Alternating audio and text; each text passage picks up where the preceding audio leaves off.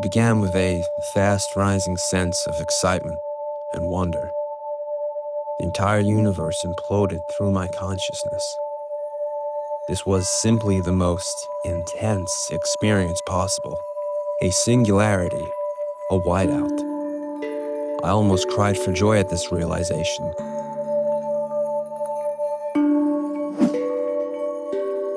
Right there, everything hit me. I closed my eyes, shook my head, looked at the wall again, and there were 6 bears dancing in a circle with sharp teeth just grinning at me.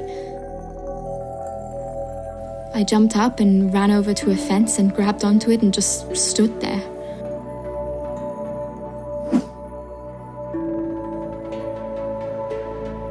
I wanted to remind myself of who I'd always been, hopeful, enthusiastic, in wonder, and to hint at what the next chapter of life had in store for me.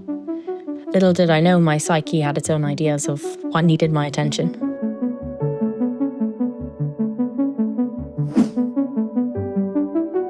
After learning about the new wave of research on the therapeutic potential of psychedelics, my perspective shifted. The fact that everything from addictions to cancer patients dealing with fear of death were being treated after only one session was intriguing.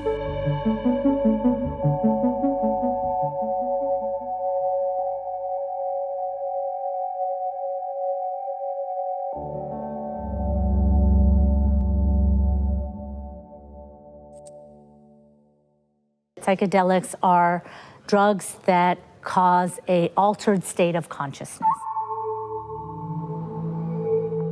And so this includes drugs like LSD and magic mushrooms and DMT and ayahuasca and mescaline.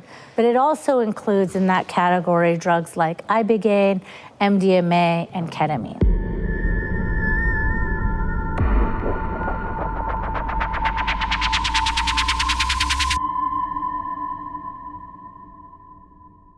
They can be subdivided based on similarities in the acute subjective effects. So for example, mdma is different from other psychedelics in that it induces this empathogenic quality or this prosocial quality.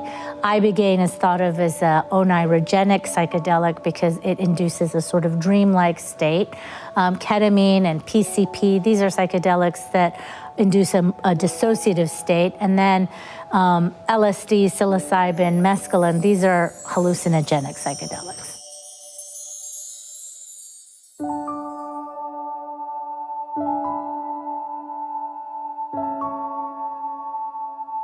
There's a long history of the use of psychedelics or mind-altering experiences in different parts of the world.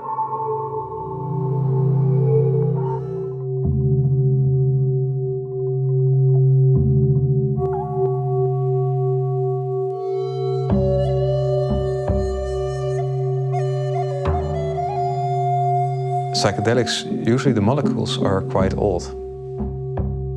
mdma was discovered in 1912. Psilocybin has been around in mushrooms for thousands of years, of course, and usage of it is very old.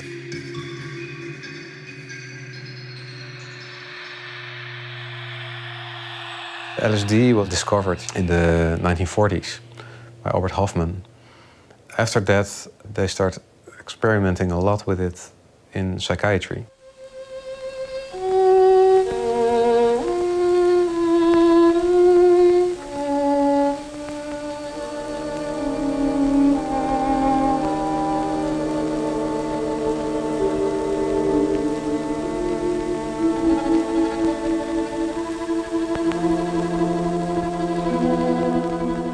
A lot of work was done in the 50s and 60s, and then the war on drugs started, and then not all the work, but most of the work stopped because the drugs, better say, the medications weren't available anymore, and research was more or less banned. There was a crisis in biological psychiatry. There were very few new drugs coming to the market for depression. But there was definitely a need for a new, active, hopeful signal to the biological psychiatry.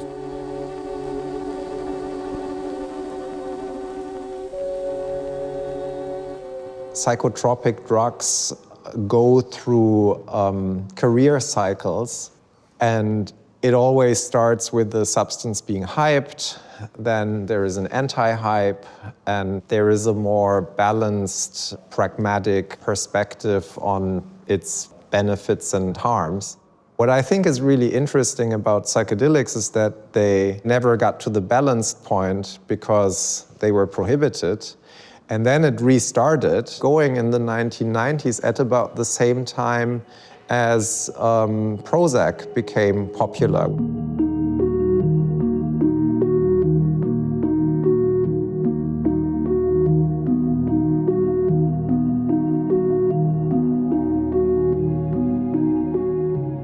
For a while, it was something that was a bit too taboo to research. And more recently, it's been more acceptable to study psychedelics, and that kind of led to an opening to start studying psychedelics as well.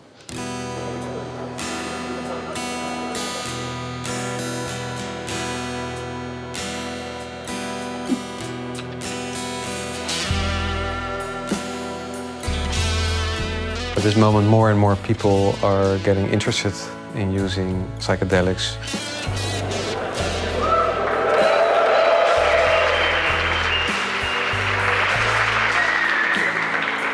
So again, good morning, everybody. Welcome to Haarlem and welcome to ICPR 2024.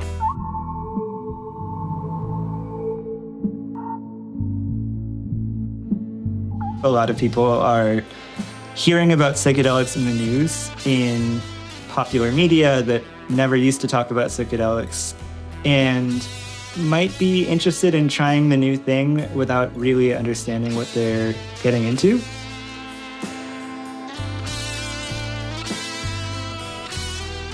An important part is how is your own approach, but also what is the goal? Some people, they are searching for making meaning of suffering, disease. Some people, they are searching for spiritual meaning, to accede to an usually invisible world. And for some people, it's psychotherapy.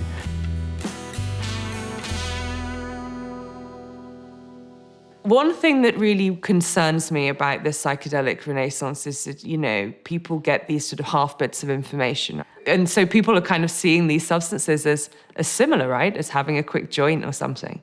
They really are not. These are substances that have incredible power to, allow us to be able to really speak and reach into our subconscious.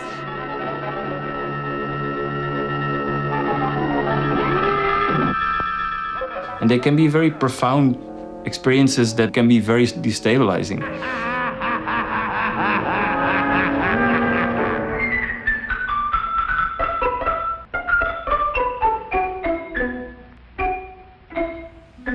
I think there are very conservative views about psychedelics that they will rot your brain or that they will cause mental illness, schizophrenia, that people will get lost and won't come back. That's one class of misunderstanding. There's another class of misunderstanding amongst the users, I think, where people think, oh, I'm just going to go and have fun and stare at some pretty colours and some lights, and that's going to be a cool trip.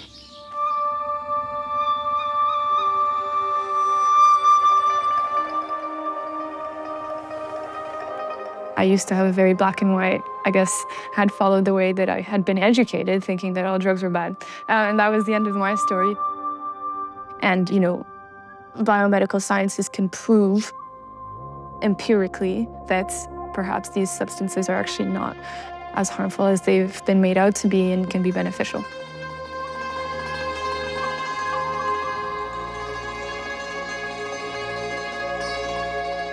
And I think to some extent it's useful, right, to get that legitimacy, for instance, to deconstruct the very negative connotation that psychedelics have since the 1970s with the war on drugs and everything.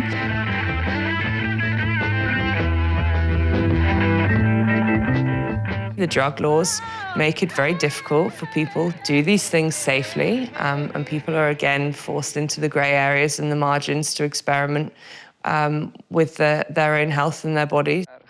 Thanks. Last time I was taken. If you take a cap of mescaline, psilocybin, or LSD, I close my eyes and completely leave my body, and see myself standing there for an instant, and then I'm floating above the white lake. Something grabs me by my shoulders and I pull it off with my hands. The place is definitely the afterlife, or someplace in between. I remember taking that first dose. It was like looking at the world for the first time. Even breathing was an experience.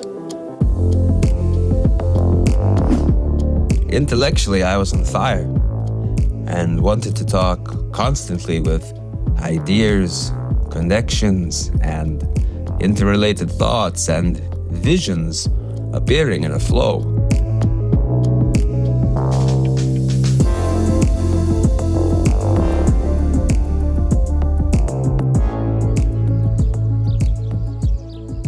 The circumstances will be different if you take LSD at a festival setting, which is by definition very uncontrolled, somewhat chaotic setting with a lot of input, as opposed to doing psilocybin in the context of a clinical treatment.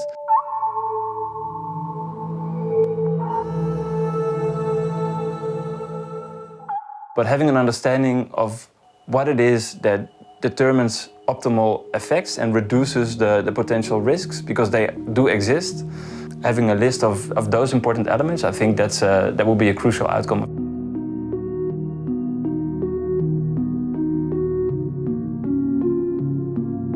There's a lot of experience we can draw upon. There literally have been thousands and thousands of sessions with patients, with skilled psychotherapists and psychiatrists.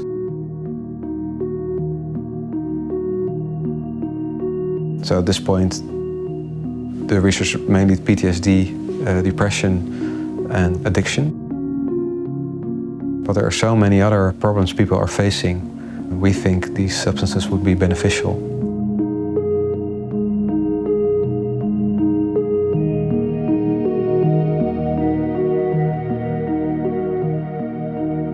We have learned quite a bit about the psychedelic experience, about difficult cases, about specific personality types, about the levels of preparation and surrender that an individual has to have before they go into a psychedelic experience to avoid extreme challenging experiences and favoring specific kind of experiences that lead to therapeutic outcomes.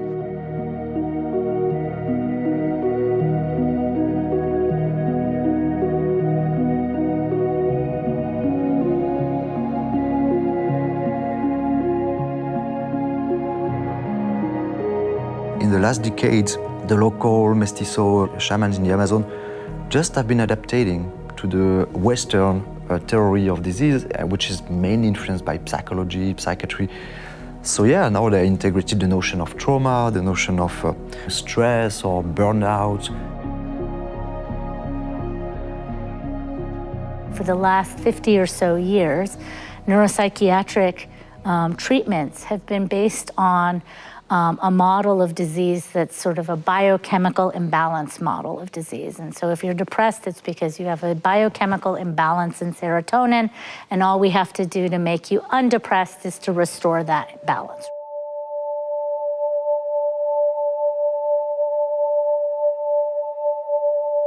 What the psychedelics are doing is challenging that entire model of disease, because people are essentially taking psychedelics, having an experience that enables to learn something about how their disease process manifests, change that learned habit that they've built around that injury, and then they are essentially reporting that the disease is cured.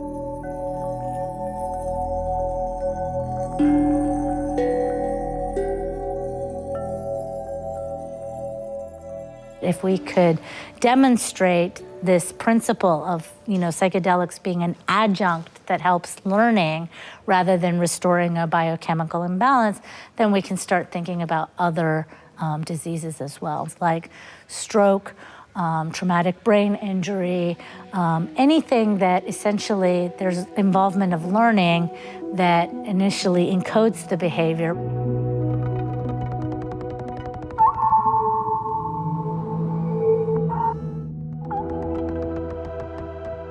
Psychedelics on the biological level, and a neurotransmitter level, they're quite different. What you see in the brain is a disturbance of the normal connections between the different parts of the brain.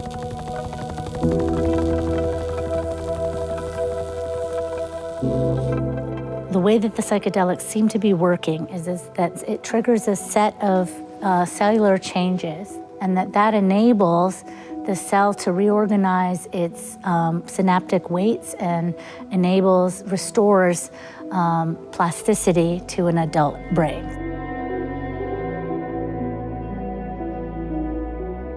Psychedelics seem to be what we call the master keys for unlocking something called critical period.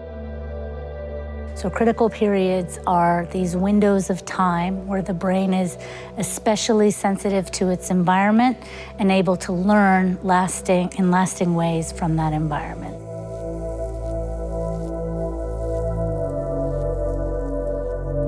So most people will be familiar with the notion of a critical period when they think about how hard it is to learn a second language as an adult compared to how they learned their first language as a child. And that's because there's a critical period for language learning, and as you get older, it closes.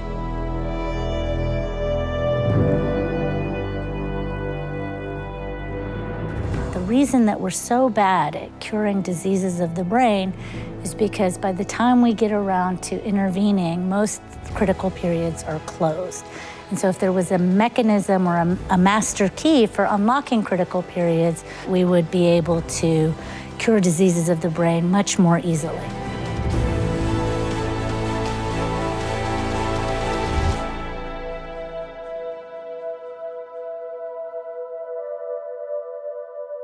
I think one of the most intriguing findings in recent times when it comes to the neuroscience of the psychedelic experience, and this is studies employing LSD, psilocybin, or DMT, is that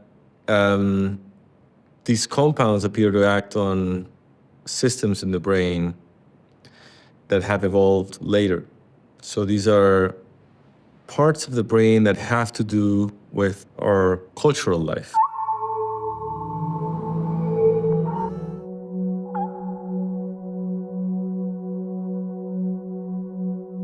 We don't know very well why that happens, but some neuroscience evidence suggests that psychedelics dismantle the stories that we make up, not just about ourselves, but also about the external world and also possibly reality. They act as a massive deconstructor of experience.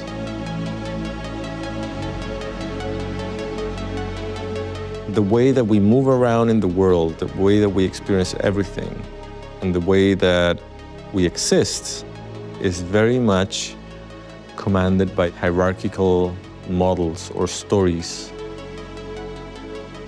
Stories about who we are, stories about the way we think about other people, and the stories that govern our relationship with the environment.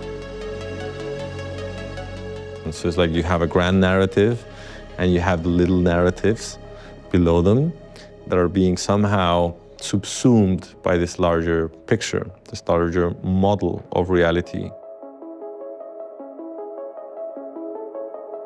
And we implement these hierarchical stories in the brain.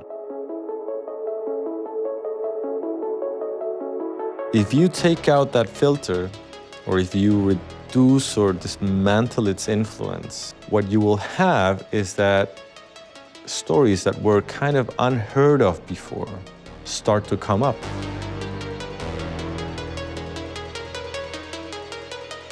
When it comes to reshaping the inner world, you don't need psychedelic substances to have a rich inner world. However, with the psychedelic experiences, it's like a quick ticket. You take a peek into that inner space. They can help you see things from a different angle. And because you can see things from a different angle, you might eventually be able to change that belief.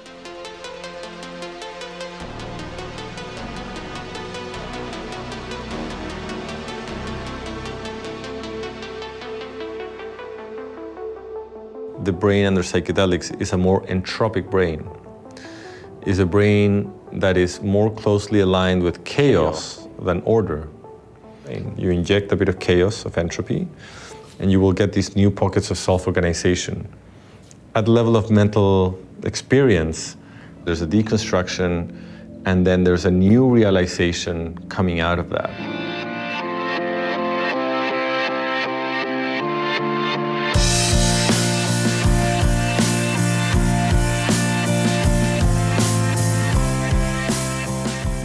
They deconstruct something to reconstruct something that provides some form of, in the case of therapy, provides some form of comfort at the beginning. Understanding the origin of trauma, like there's repressed memory that comes out of abuse, for example, and holding on to that very dearly can become very reassuring to individuals. But in the long term, that can become quite complex. Validating these memories is not a simple thing.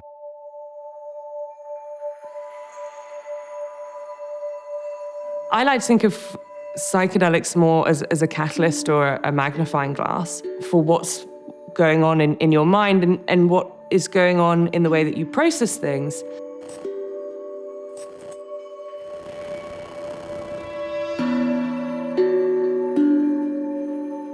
I think this generates a strong impact. It emphasizes the potential of psychedelics to transform many fundamental notions about reality, about ourselves, about the things that we hold dear.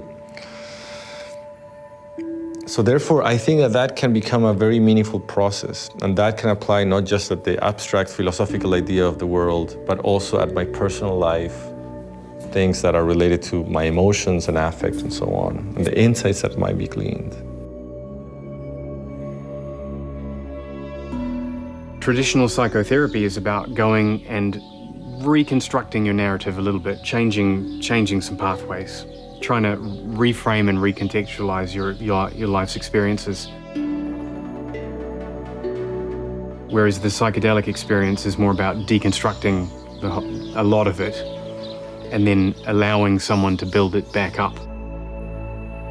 In this psychedelic state, you don't have the normal defenses, you may have less fear, so you have more of an opportunity to go into that response, into that experience, into those memories, and explore what's there and process those things in a way that you weren't able to do when you had a habitual response to that trauma when it first occurred, or more of a just an immediate protective response.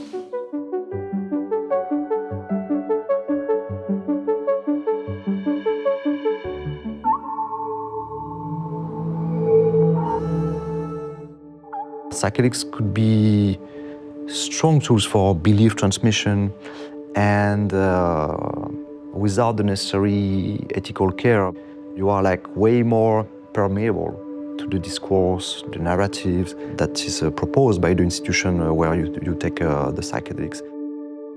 That can be highly problematic for obvious reasons.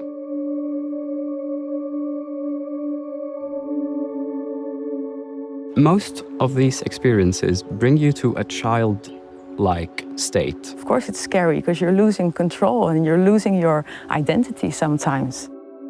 People become hyper-suggestible under the influence of psychedelics, and they can be more easily manipulated. They can put a lot of power in the hands of the therapist. So they can externalize a lot of the healing effects to the other person, who becomes aggrandized in their perception, becomes some godlike figure, some guru, and people who want to kind of abuse this status, they can easily do that. You know, if people give you something and say that you will likely see God or have a spiritual experience, it becomes much more likely to actually happen, because psychedelics can act as a kind of super placebo, super potentiator of expectancy effects.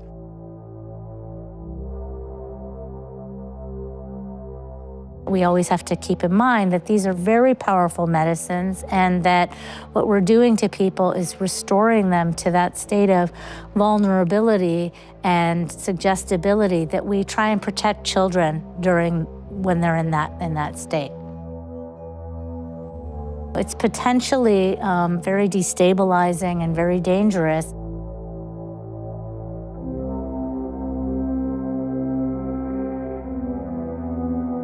Sometimes a psychedelic session can give experiences that are totally unexpected.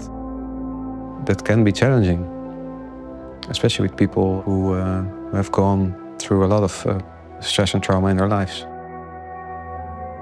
And the situation can arise that some things have happened to people, but they don't really know it anymore or have kept it very far away.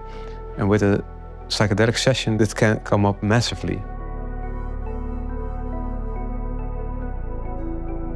We have some examples of how psychedelics can also induce forms of obsessions around specific topics that are not necessarily healthy, viable, or even true. We have the possibility of psychedelics inducing false insights or false memories in the context of psychedelic therapy.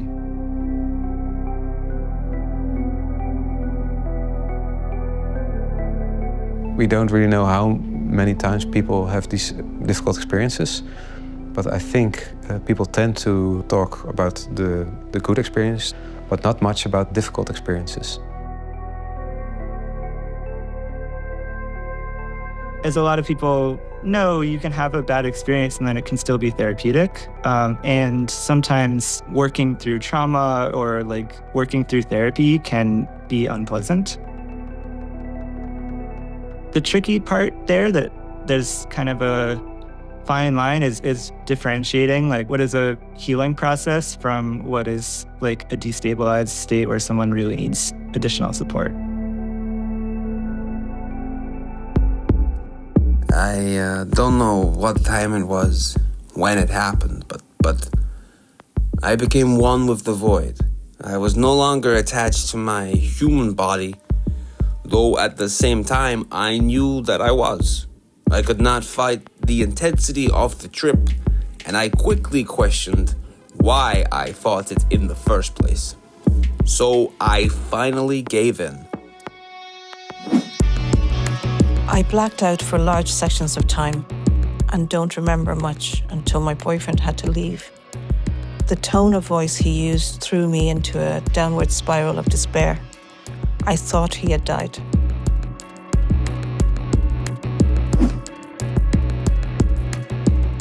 The music was disturbing, like demons chanting. I felt possessed. People kept having conversations, kept leaving the room. The shaman eventually gave up on trying to control the situation. That's when I knew we were in trouble. During this difficult ayahuasca ceremony, it came to me, the holy trinity of a good trip. Your bucket, your breath, and a sense of humor. Psychedelics are very particular drugs, and what makes them very particular is precisely the degree of uncertainty around what kind of experiences it will induce. With any of the substances, you can have trouble because it's all a bit unpredictable, the way how people feel and how their personal biology will interact with this substance.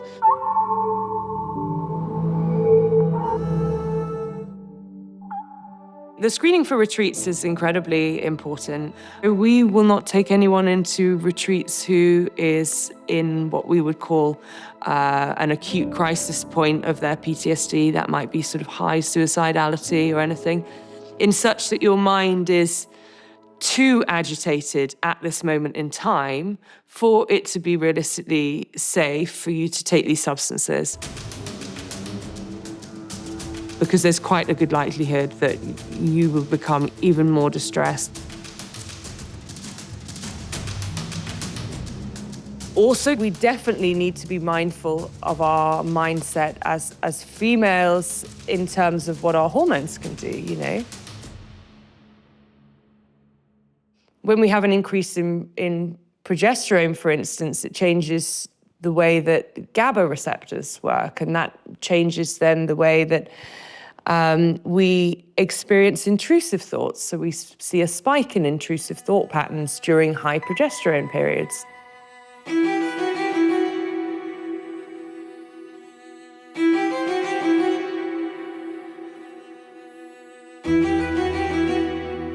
If you have to take antidepressive medication, for me it doesn't make sense to do it because you have to feel safe.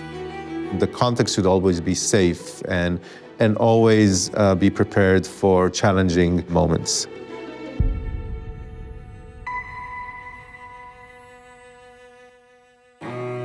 So the set going into this experience is very important. It sets up how you're going to interpret what's happening inside your own mind.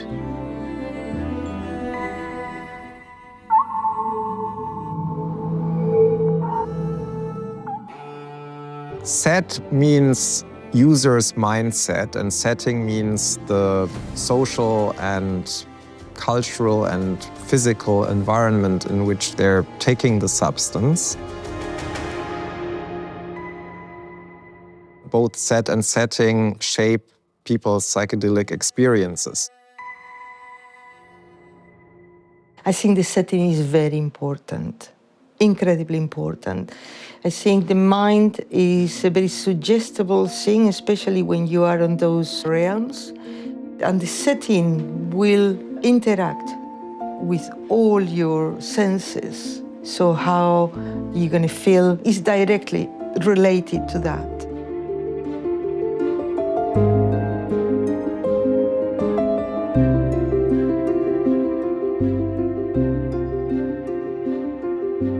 What makes me feel safe is beauty. If the setting is beautiful and the setting is comfortable, I can surrender.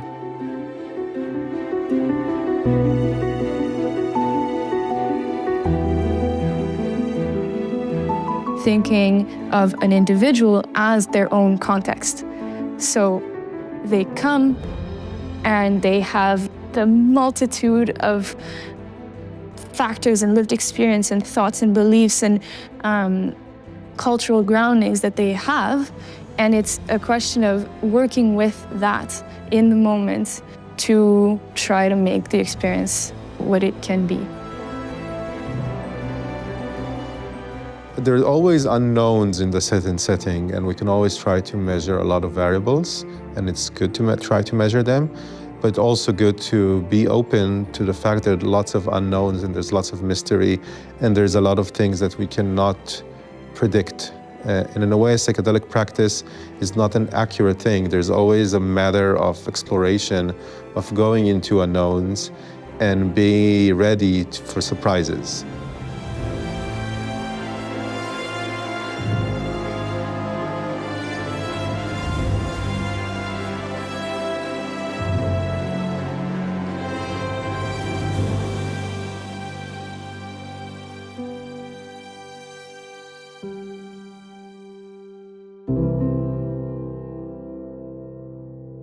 Your mood at the moment that you take it, psychedelics enhance all of these effects. You know, if you feel anxious or a little depressed or a little uncomfortable, you know, we do know that psychedelics are very likely to exacerbate that effect.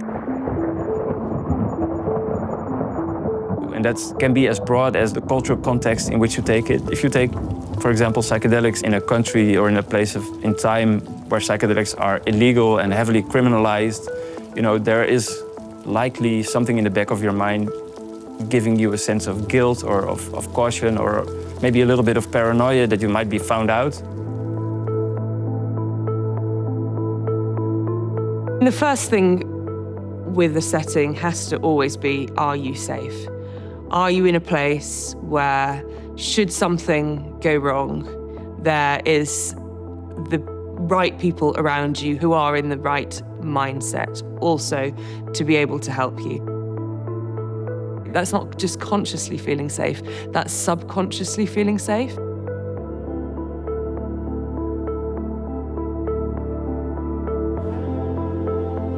People need to feel safe enough in order to allow and let go and go into their processes without needing to be vigilant.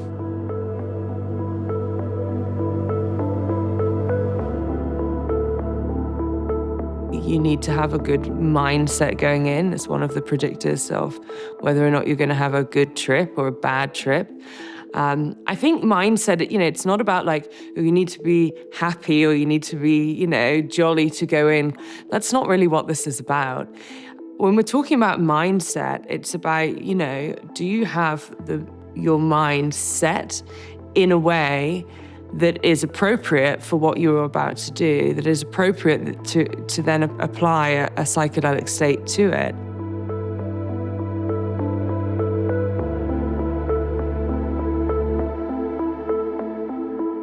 The most important thing to keep in mind is that psychedelics are not for everyone. It may be the case that psychedelics aren't for you. And it may also be the case that now is not the right time to do a psychedelic.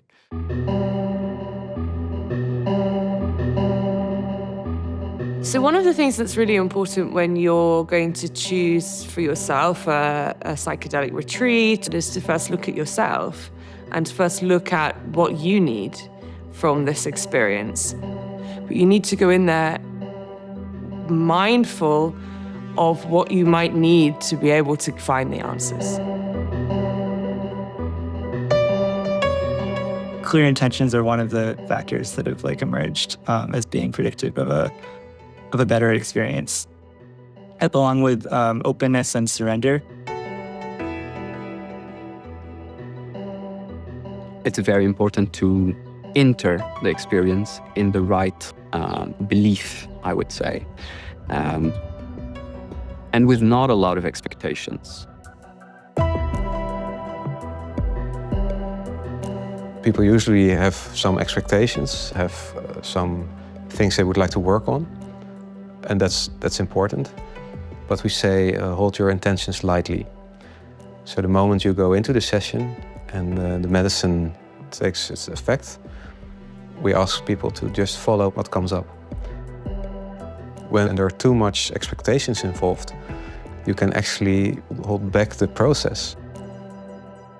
That high expectations can lead to very big disappointments, and those can exacerbate people's problems.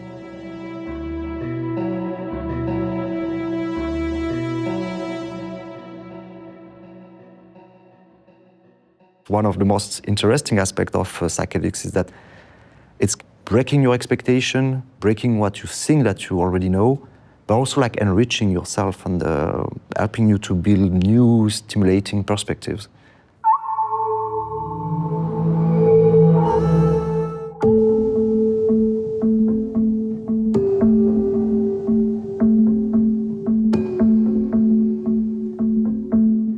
However, regardless of the mindset that you're in, if you have the right company, you might also benefit from that experience. Because there is a general way of looking at substances that if you are in a bad headspace, you might have a bad trip. It depends a lot on the company. It depends on the surrounding, the social setting that you're in. In many cases also, even if you are in a good set, but the setting is not correct, that might influence the experience big time.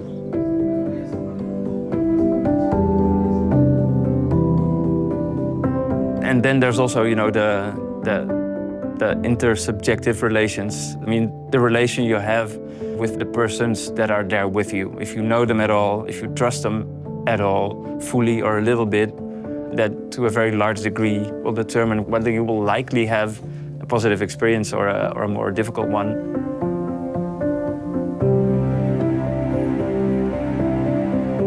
No matter what substances you take, if you're in a moment of crisis, what you need is human connection or human understanding. And when I mean connection, doesn't mean be too close. Sometimes it just means just a presence, just to know that somebody's there and that you're not completely alone.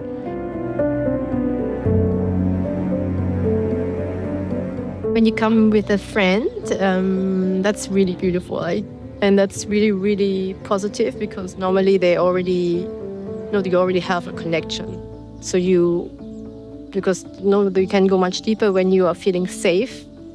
So you feel safe normally much quicker already because you have a connection, especially if it's friends. The collective is something important.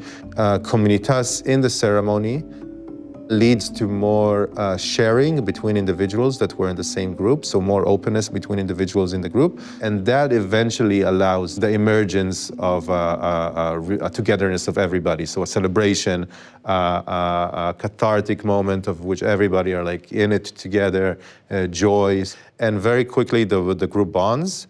And this is actually a big part of the healing. So even if they thought they're coming for their own personal inner healing, those relational aspects were very crucial for their mental health.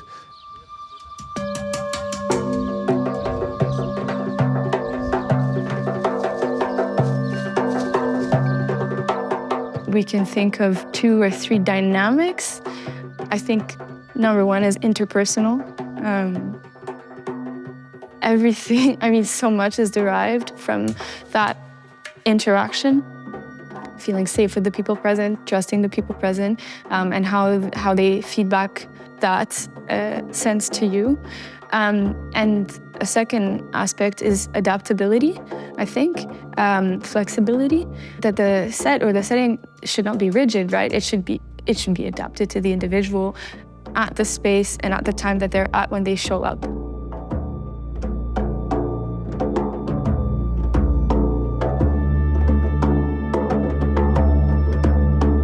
Want people to obviously process things and having that sort of open mindset to move forward towards the problem can sometimes be very helpful when there's a facilitator there to guide you through that and to sort of encourage you to face the problems.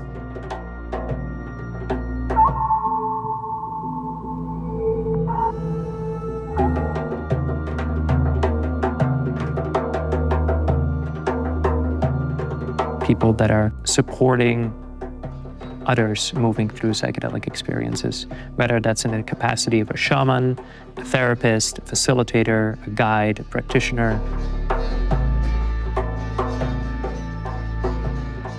Obviously look for people who have some credibility. It's an absolute wild world out there. You need people who are going to sit there while you are crying and screaming and going through all of this and just say, yes, this is fine. You're fine. Everything is fine.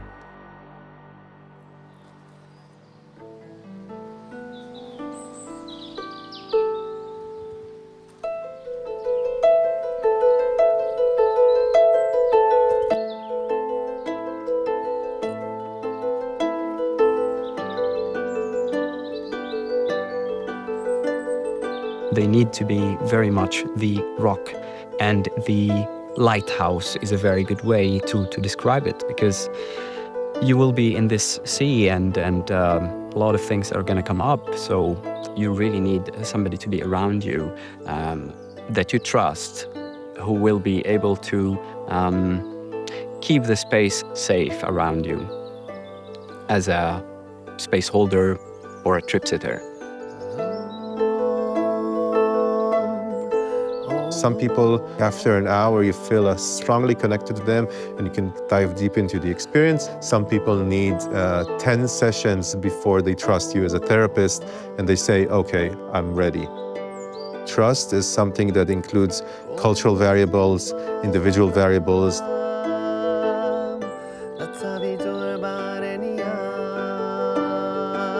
But how do we know that the person that is going to take care of us when we're in this incredibly vulnerable state really wants the best for us and has the competencies to actually hold us? Do you trust them to be there? Do you trust them to hold the space for you? And also look at their intentions. Are their intentions that they want to hold space for me in order for me to achieve the goal that I've already defined of what I want to do here? Or does that person have their own agenda? I think being a facilitator needs a level of maturity.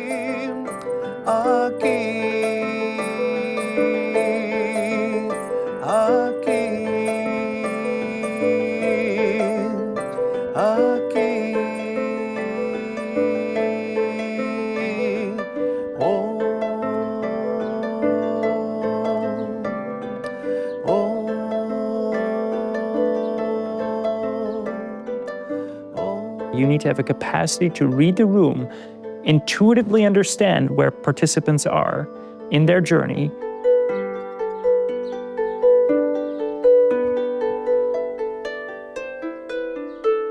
And I think one of the first places where we could look at is, do they support you in becoming more autonomous?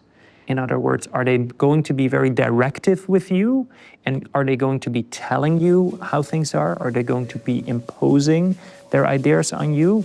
Or are they curious about you?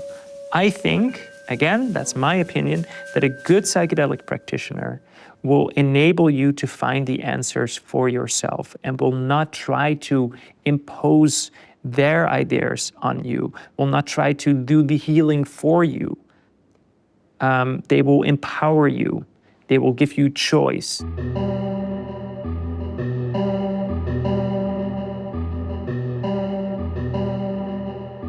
All of a sudden, I was pulled up really high, then dropped into this big black space with no light whatsoever. Now I know why the voice told me to relax. I was freaking out. I thought he was supposed to relax so he could show me something good. I screamed for my nurse and asked her to hold my hand like a child. When I felt her hand touch mine, I flung it away. We laughed about this the next day.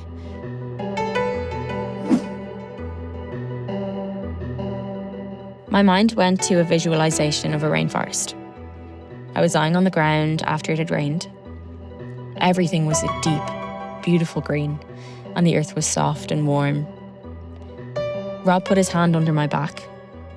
I could feel myself totally melt into the table. About 50 minutes after ingesting the MDMA, I said with a smile to my therapists, I feel like I'm dying, but it's okay. We always talk about setting and dosage.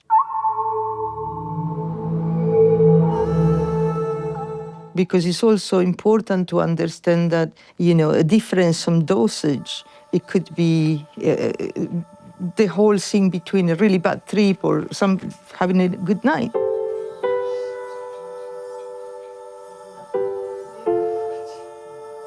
The doses are quite a sensitive subject. It requires a very delicate assessment. It involves the body weight, the state of being. Like if you are on an empty stomach, it's very different than if you have had something. The shaman himself usually takes a psychedelic and is under the influence that helps them to do their practices.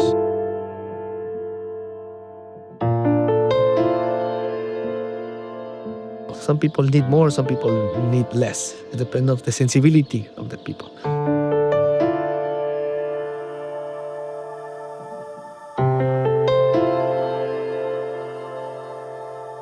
So the pharmacology has the effect of making you even way more sensitive to contextual factors.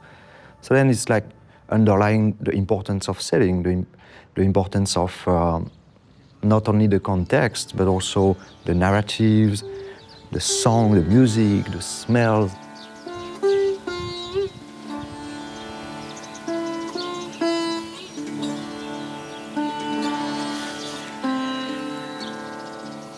It's important that we understand how the suggestibility can be skillfully manipulated and used so that people have these safe and meaningful experiences.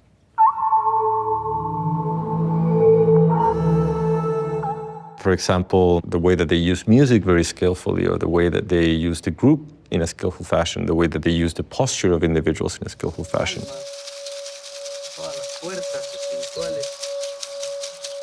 The posture is important. When you lay down, the blood goes to the brain, and maybe the effect can be a little bit strong.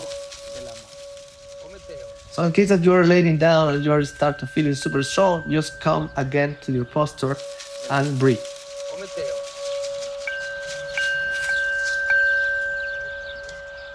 I think it's good to consider all of the different senses that people have. We have the sound, we have the visual element.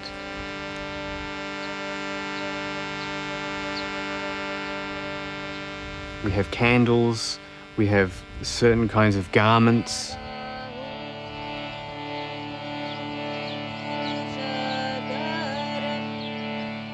Symbol connects to a whole complex of narrative.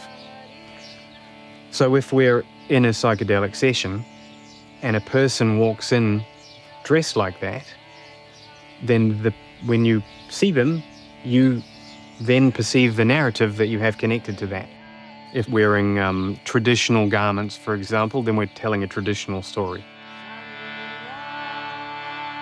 With smells, smell is different. I think that's really, really powerful because I think it can go really deep into another level of making an imprint in you.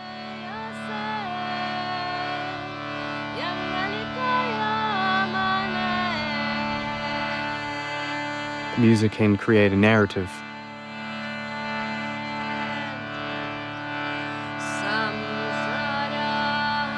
I really like live music. For me, live music, it creates a different experience at all. We work with guitars and with flutes, with shamanic drums. We work also with modern instruments like handpands. But music, what is very important for me is that it creates a journey. It's not completely plain.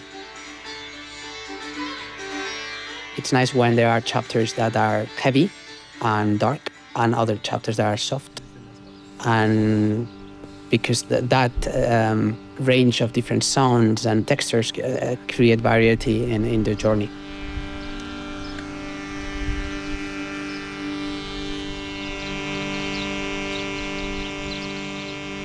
String instruments or guitar, it has another access to your being, an emotional being.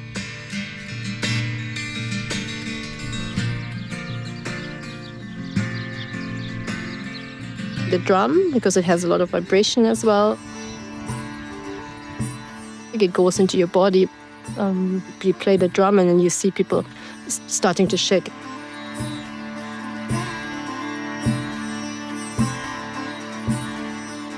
We saw that LSD and music increases connectivity between para-hippocampus and the visual cortex. So the para-hippocampus is a region, area in the brain that relates more to memories, to past life, to different parts of ourself, and that is more communicating with visual cortex.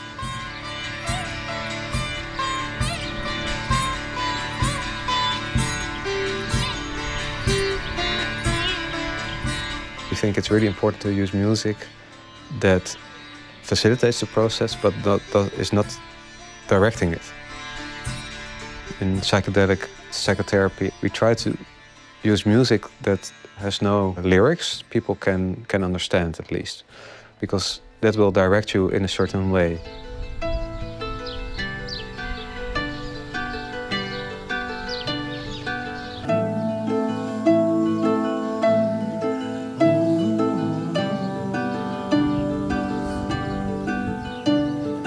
And have a sort of intuition about what type of music will have what kind of impact on people in the room. Taking all these factors into consideration of people might have different cultural backgrounds, different demographics, different ages in the room, and yet you need to use music and silence. You can also use silence in a really beautiful way.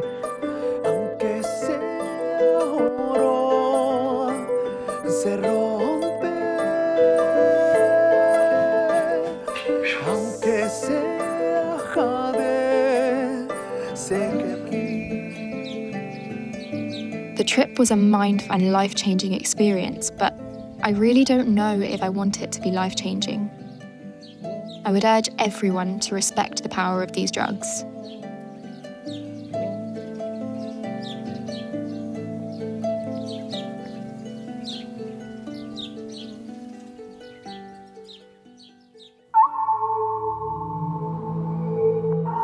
Our data basically suggests that if you are to try and get rid of the trip, you will essentially eliminate the therapeutic efficacy of these drugs.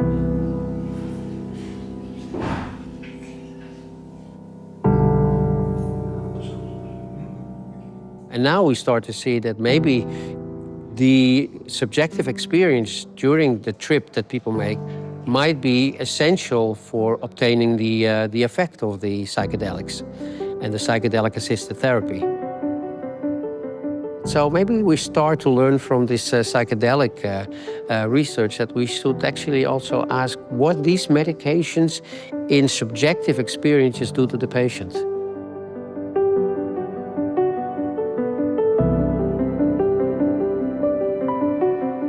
We need better science. I think the challenge in the next years will be how do we validate, how do we understand the influence of experience and the influence of set and setting.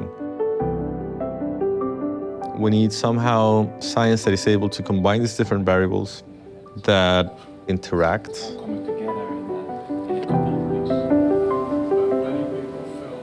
We have to find a consensus as to what those crucial variables are, how they should be reported, so that scientists in the field and researchers can start doing that, and we can start getting some empirical evidence as to the importance of these variables. Because right now, it's more anecdotal.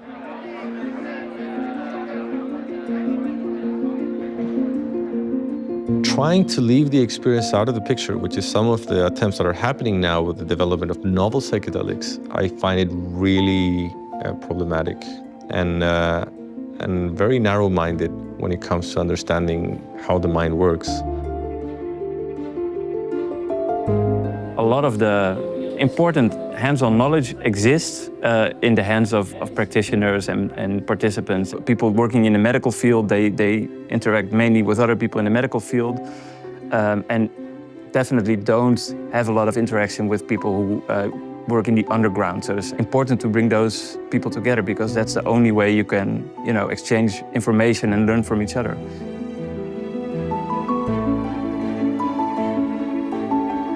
I mean, the idea that you would resolve a global mental health crisis with psychedelics is still pretty megalomanic. The main idea was to bring psychedelics into institutions, as you have to find a space for these wild substances in a rule-governed world. And I think that's part of the drama that's playing out.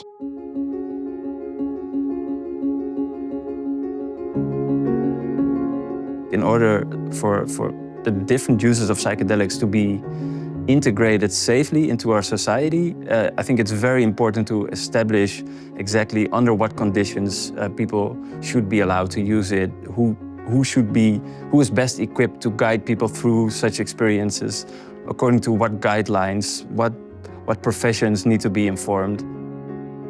We should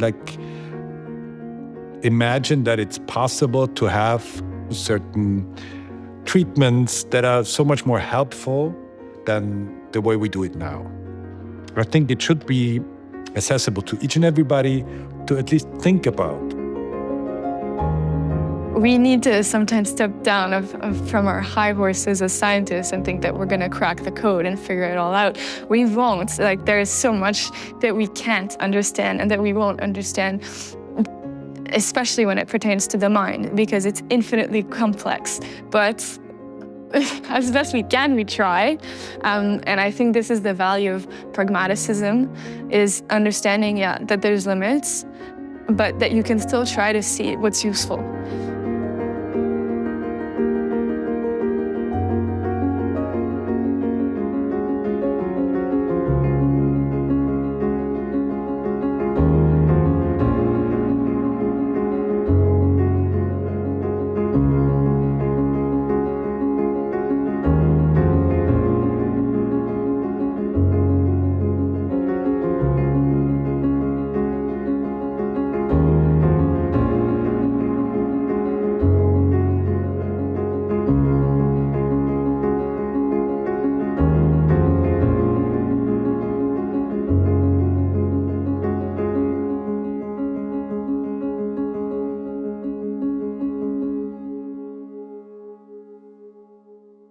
The view from the top of the mountain is the same, regardless of the path you take to get there.